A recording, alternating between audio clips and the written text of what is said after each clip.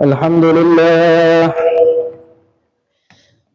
لله الذي أرسل رسوله بالهدى والدين الحق ليظهر على الدين كله ولو كره المشركون.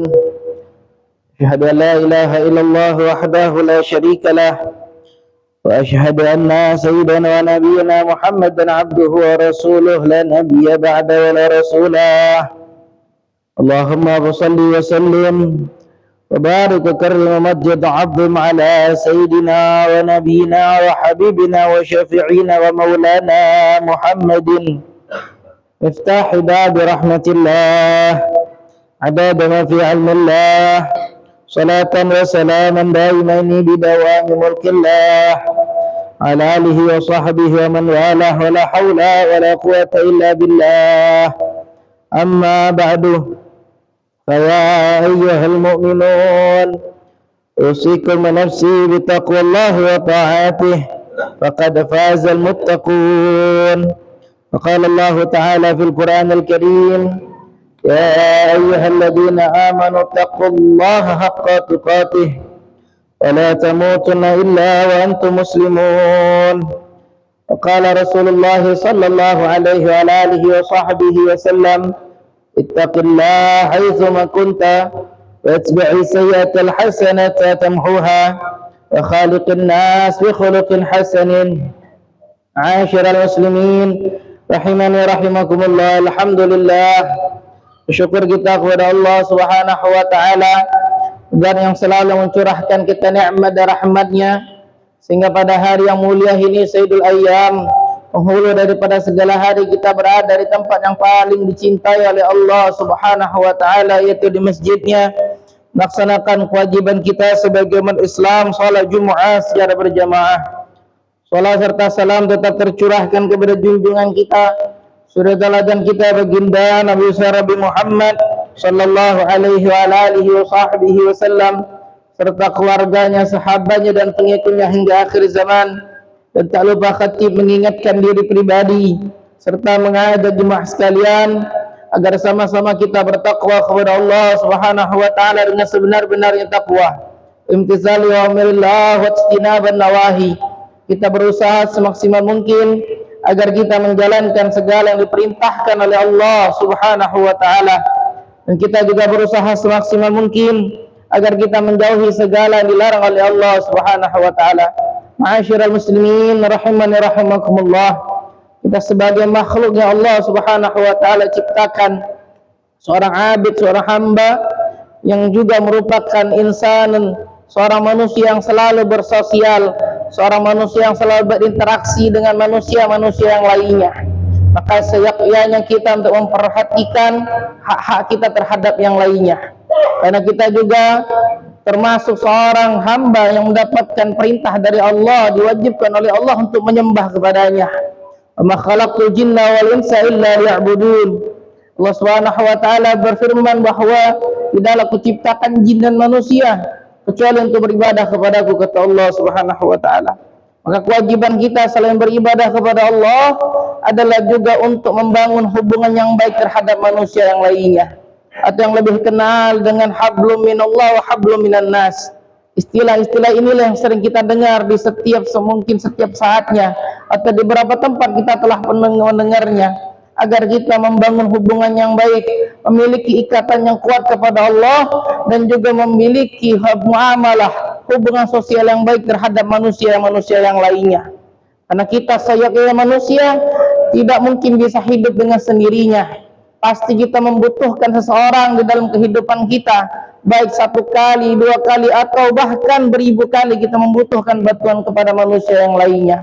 Maka jagalah hubungan tersebut, perkuat hubungan tersebut, sambung silaturahim yang telah terputus, dan perbaiki kekurangan-kekurangan atau masalah-masalah yang ada di antara kedua belah pihak tersebut. Allah Subhanahu wa taala berfirman untuk kita mempererat hubungan kita kepada Allah dan untuk kita selalu bersatu di dalam Al-Qur'an surah Ali Imran. A'udzubillahi minasyaitonir rajim. Wa'tasimu bihablillahi jami'an wa la tafarraqu. واذكروا نعمة الله عليكم إذ كنتم أعداء فألف بين قلوبكم فأصبحتم بنعمته إخوانا wa kuntum ala syafa hufratin minan nari fa anqadhakum minha kadzalika yubayyinu Allahu lakum ayatihi la'allakum tahtadun. Dan berpeganglah kamu semua kepada tali agama Allah, dan janganlah kamu bercerai-berai. Peganglah syariat Islam ini ikhwan, peganglah agama yang dibawakan oleh Nabi Muhammad SAW ini, dengan kita menjalankan perintah Allah di dalam rukun Islam kita. Kita telah terlahir sebagai seorang yang muslim dari orang tua kita langsung, bukan seseorang yang mu'allaf yang bersyahadat kemudian masuk Islam. Kita jalankan perintah salat dari Allah Subhanahu wa taala 5 waktu, siang dan malamnya, pagi dan sorenya menjalankan hal tersebut. Jangan sampai ada satupun perintah salat yang kita tinggalkan ikhwan, karena celakalah bagi kita seseorang yang meninggalkan salat tersebut. Bahkan di zaman Nabi Musa alaihi salatu wasalam, ada seorang wanita yang wanita tersebut telah melakukan maksiat yang besar, seorang pezina yang dari hasil zina tersebut melahirkan seorang bayi, dan dia bunuh bayi tersebut. Mengadu kepada Nabi Musa, wahai Nabi, mintalah kepada Allah agar Allah menerima taubatku. Ditanya oleh Nabi Musa, apa dosamu? Dijelaskanlah. Maka Nabi Musa mengatakan, pergilah dari sini, karena aku takut azab Allah akan turun langsung kepada kami semua. Wanita tersebut pergi dalam keadaan putus asa. Tatkala demikian tersebut, datanglah malaikat Jibril mendatangi Nabi Musa. Wahai Nabi Musa, tahukah engkau ada dosa yang lebih besar lagi daripada dosa yang ditinggalkan oleh wanita tersebut? Apa kata Nabi Musa? Kata malaikat Jibril, adalah at-tarikus shalah, orang yang meninggalkan salat. Maka jangan sampai ikhwan 5 waktu kita tinggalkan salat, berzakat kita, berpuasa kita, dan berpergi haji bagi orang-orang yang mampu. Inilah diantara kewajiban kita sebagai umat Islam atas syariat Nabi Muhammad SAW. Wala tafarraqu, jangan bercerai-berai, tetap kita bersatu ikhwan. Innamal mu'minuna ikhwah. Sesungguhnya orang beriman itu bisa bersatu karena keyakinan kita, maqasid kita, tujuan kita lillahi ta'ala adalah Allah Subhanahu wa ta'ala. Maka jangan sampai kita memutuskan tali silaturahim dengan orang-orang yang di sekitar kita hanya dalam urusan yang sepele, bahkan diantaranya hanya masalah khilafiyah di dalam urusan beribadah. Ada mereka yang berputus silaturahim hanya karena sebab ada yang menggunakan kunut dalam salat subuhnya, ada yang tidak menggunakan kunut di dalam salat subuhnya. Bahkan ada yang urusan dunia menjadi sebab terputusnya tali silaturahim di antara kedua belah pihak, yang bahkan keduanya adalah orang yang keluarga, entah masalah hutang piutang ataupun dalam masalah yang lainnya. Wala tafarraqu, kata Allah, janganlah kita bercerai-berai. Maka hubungan hablum minallah dan hablum minan nas untuk kita jaga ikhwan di dalam beribadah kita kepada Allah dan di dalam bermuamalah kita sesama manusia. Dan ingatlah, kata Allah, nikmat Allah kepadamu ketika kamu dahulu masa jahiliyah bermusuh-musuhan, maka Allah mempersatukan hatimu, lalu menjadilah kamu karena nikmat Allah orang-orang yang bersaudara. Ikhwan, tatkala Nabi SAW hijrah dari kota Mekah ke Madinah, di Madinah ada suatu kabilah, yang kabilah tersebut tidaklah bertemu kecuali mereka akan selalu untuk berkelahi, yaitu suku Aus dan suku Khazraj. Tatkala Nabi datang kota Madinah, maka suku tersebut menjadi satu, disatukan oleh Nabi Muhammad SAW. Kenapa? Karena bingkai Islam, karena bingkai syariat, karena bingkai untuk mendapatkan ridha dari Allah Subhanahu wa taala. Maka muamalah yang baik adalah muamalah yang dijalankan atas dasar mendapatkan ridhanya Allah dan ridhanya Nabi Muhammad sallallahu alaihi wa alihi wasallam. Asyirul muslimin rahimani rahimakumullah. Hendaklah kita selalu berhusnudzon terhadap hambanya Allah, berhusnudzon terhadap selalu apa yang ditakdirkan oleh Allah Subhanahu wa taala. Karena Nabi SAW mengatakan untuk kita al-husnu billah wal husnu ala khalqillah. Berhusnudzon atas Allah dan berhusnudzon atas hambanya Allah. Apapun takdir yang kita terima ikhwan, sebagai bentuk abad, sebagai bentuk seorang beribadah kepada Allah, untuk kita berhusnudzon apapun yang terjadi kepada kita, nikmatnya Allah berikan. Husnudzon untuk Allah menguji kita agar kita menjadi hamba yang bersyukur.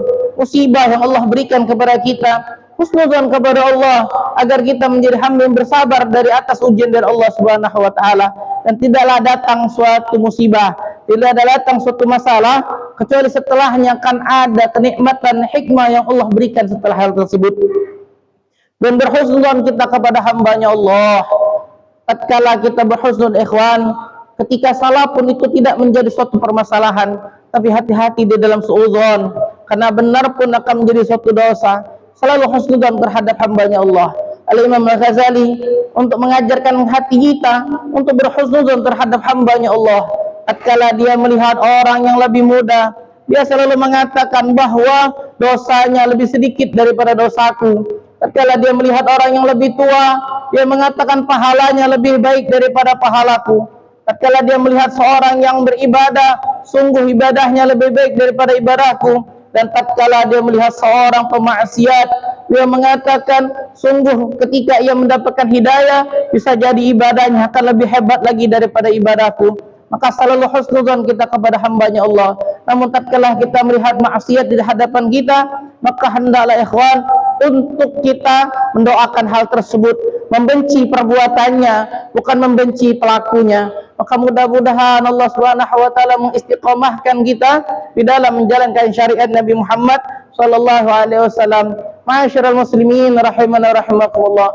Ibadah bukan suatu hal yang dilakukan dari orang-orang yang mendapatkan hidayah saja, tapi seluruh kita umat Islam beribadah kepada Allah Subhanahu wa taala, bukan menunggu tua, bukan menanti masanya tua, tapi masa kita dari sekarang, dari orang-orang remaja, bahkan anak kecil pun diajarkan untuk beribadah sampai kita mendapatkan ajal dari Allah Subhanahu wa taala. Wa'bud rabbaka hatta ya'tiyakal yaqin, kata Allah. Sembahlah Tuhanmu sampai datang kematian kepadamu. Jadilah kita ikhwan sebagai manusia yang beribadah kepada Allah dan sebagai manusia yang menjaga hubungan baik terhadap manusia yang lainnya. Khairan nas anfa'uhum linnas. Sebaik-baik manusia yang bermanfaat bagi manusia yang lainnya. Mudah-mudahan Allah Subhanahu wa taala mengistiqomahkan kita dalam beribadah kepada Allah, menjadikan kita sebagai hamba yang mencontoh Nabi Muhammad sallallahu alaihi wasallam, menjadikan kita semua menjadi hamba yang saleh di mata Allah dan saleh di mata manusia yang lainnya. Inna ahsanal kalam wa abinan nidam kalamullahil malikil alam. Fa idza qira'al Qur'an fastami'u lahu wa ansitu la'allakum turhamun. Wa idza qira'al Qur'an fasta'idz billahi minasyaitonir rajim. A'udzu billahi minasyaitonir rajim. Bismillahirrahmanirrahim. Wal 'ashr. Innal insana lafi khusrin illa alladzina amanu wa 'amilus solihati wa tawassaw bil haqqi wa tawassaw bis sabr.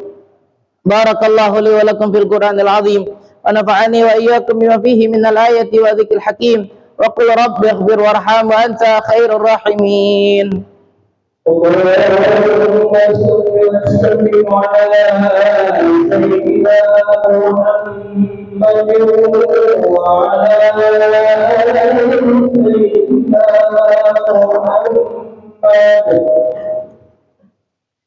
Alhamdulillah. Alhamdulillahilladzi 'ada al-'ida wa qarrara. Ahmaduhu subhanahu an khalaqa wa sawwara. Syahadu an la ilaha illallah wahdahu la syarika lah. Syahadatan yuzkihu bihal mizana fil mahsyar. Wa ashhadu anna sayyidana wa nabiyana Muhammadan abduhu wa rasuluh al-mab'utsu lil aswadi wal ahmar. Allahumma salli wa sallim ala sayyidina Muhammadin wa ala alihi wa ashabihi al-faizina bi syarafil abkhar. Amma ba'du, ya ibadallah, ittaqullaha fima amar wa antahu amma nahallahu anhu wa hadar. واعلموا أن الله تعالى صلى على نبيه قديما وقال تعالى إن الله وملائكته يصلون على النبي يا أيها الذين آمنوا صلوا عليه وسلموا تسليما اللهم صل وسلم على سيدنا خير الخلق صاحب الوجه الأنوار وارض اللهم عن كل الصحابة أجمعين وعن التابعين ومن تبعهم بإحسان إلى يوم الدين اللهم اغفر المسلمين والمسلمات والمؤمنين والمؤمنات الأحياء منهم والأموات وارفع لهم الدرجات وضاعف لهم الحسنات وكفر عنهم السيئات يا رب العالمين اللهم أعز الإسلام والمسلمين وأهلك الكفرة والمشركين والمبتدع والشيوعية ودمر أعداء الدين وأعلي كلمتك إلى يوم الدين اللهم انصرنا وانصر إخواننا في فلسطين ربنا اغفر لنا ولإخواننا الذين سبقونا بالإيمان لا تجعل في قلوبنا غلا للذين آمنوا ربنا إنك رؤوف رحيم ربنا آتنا في الدنيا حسنة في الآخرة حسنة وقنا عذاب النار عباد الله إن الله يأمر بالعدل والإحسان وإيتاء ذي القربى وينهى عن الفحشاء والمنكر والبغي يعظكم لعلكم تذكرون واذكروا الله العظيم يذكركم واشكره على نعمه يزدكم ولذكر الله أكبر والله يعلم ما تصنعون. أقم الصلاة.